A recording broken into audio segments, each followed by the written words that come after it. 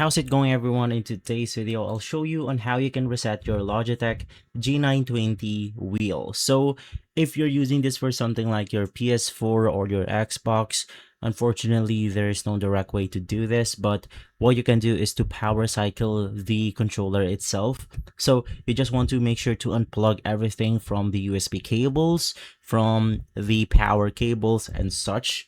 Right after, you then want to leave it for around 1 minute to at least 5 minutes to completely drain out the circuit board that enables the controller to simply reset.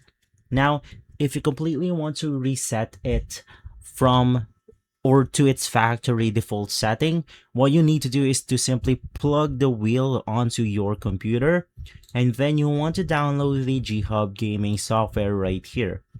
Simply after downloading, it will automatically be connected to the actual controller wheel that you have.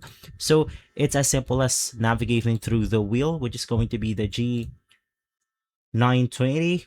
And then in here, you have something like additional settings, but you just have to click on the restore default setting on your controller. And from there, you should be good to go. And so if this video has been helpful, leave a like, subscribe, and follow us for more videos like this. Thanks for watching.